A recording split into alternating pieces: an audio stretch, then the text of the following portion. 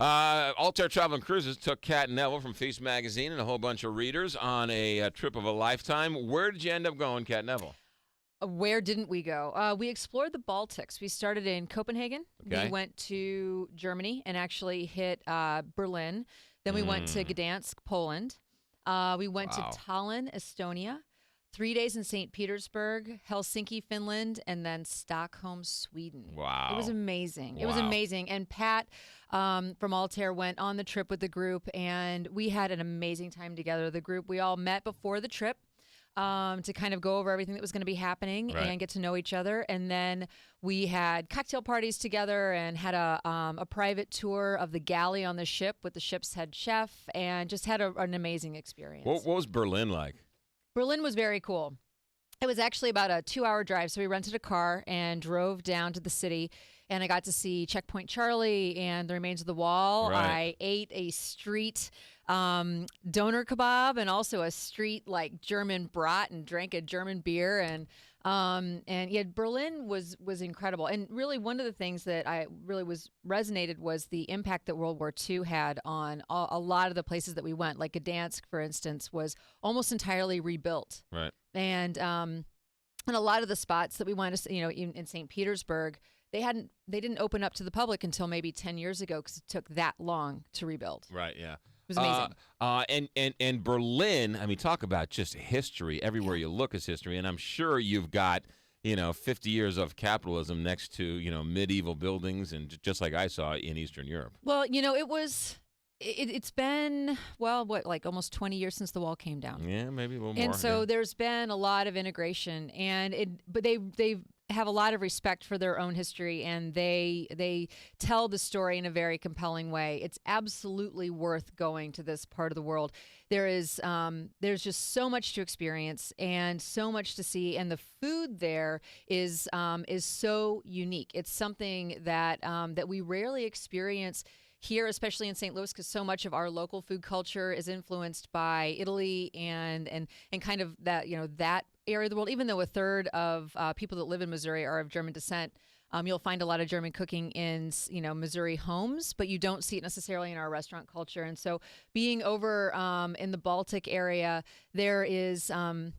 It's something that on an international level, that type of food is influencing a lot of fine dining and trends. And so it's exciting to be able to taste that food in the places that it is their actual food culture. It was very exciting. So you go from one spot to the next, and the food is totally different? Is it similar? There are similar threads. So, for example, when I was in Copenhagen, it was actually during Cooking Copenhagen, and we went to this dinner that was held underneath one of the bridges in Copenhagen, and it was raining and it was cold when normally it wasn't, and that was the only bad weather day that we had. But it was an upcoming food forum called Stedson's. It's a young couple. They have a farm and they are opening up a restaurant. They've been in the industry, and so they had this multi-course dinner that was prepared from the foods that they could get right there.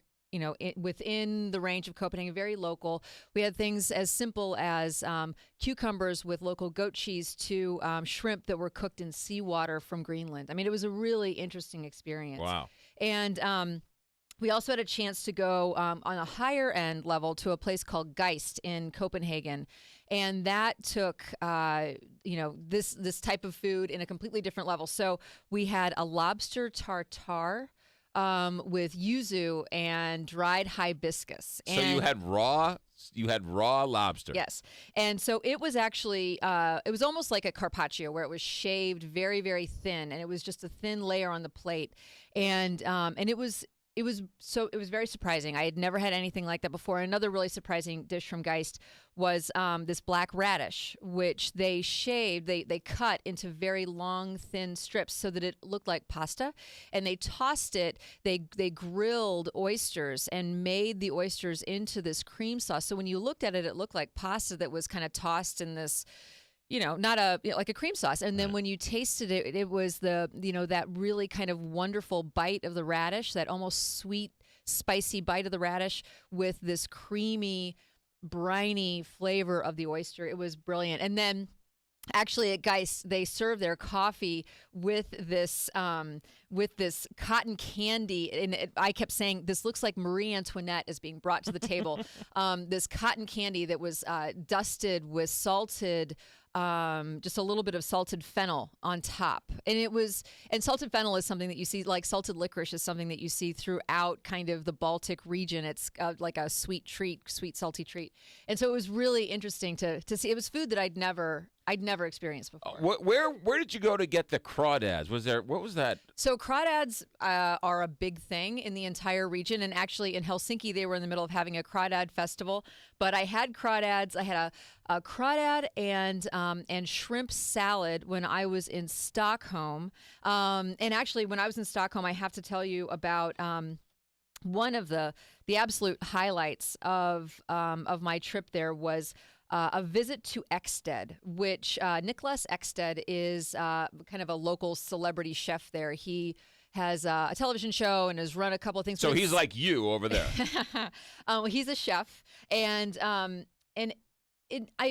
what he has at this restaurant in Stockholm, everything is cooked on open flame. It's all there's no Gas. There's no gas burner. There is no deep fryer. There is no flat top griddle. This is something where it's all cooked over a grill, or cooked like in the coals. They have a wood burning oven, and really one of the dishes that was really interesting to me, they took langoustine, which is kind of a large shrimp, basically, but sweeter. And they split them with the shells on. They put them in a cast iron skillet over that open flame. Witch's brew. Yeah, and then served that with chimney smoked tomatoes. And so what they did was they took these cherry tomatoes, and in basically the hood, in the chimney that pulled up all that wood smoke, they smoked the cherry tomatoes above that, and then served those two items with this almond butter. It was such a unique flavor combination, and having that smoked tomato with kind of the rich nuttiness of the almond butter and then that sweetness of the langoustine, it was completely unique. And so what Nicholas Ekstedt is doing is he's celebrating traditional Swedish cuisine in this very kind of modern and exciting way. One of the things that he's also doing is he's taking scallops and he's roasting them with hay. So it's a hay smoked scallop in the shell, and that is served with these leeks that are cooked in ash. And so it's leeks are very sweet and kind of have this oniony quality to them. And so the leeks are baked, and then they're kind of rolled in their own ash, and that's served with teeny tiny baby octopus, and it's a very, very interesting. Somebody who doesn't, someone who's afraid of shellfish and seafood, could they still enjoy this trip? Absolutely, yes. Okay. Because people in the Baltics, they love their meats. There was a lot of one of the other places that I went in Copenhagen, a place called Manfred's and Vin. It was this really interesting wine bar where you walk in and say, I want 4 or 6 courses or whatever. And the majority of what you get is vegetable based. Like there was this broccoli dish that had a citrus vinaigrette and walnuts and an aioli. And it was the best broccoli I've ever had. But they also served a little bit of a pork loin with dill and browned butter. And it was just lovely. I mean, the food is another thing that you find a lot of is pickled dishes and pickled vegetables. Right. And we ate at in Stockholm. We went to this amazing photography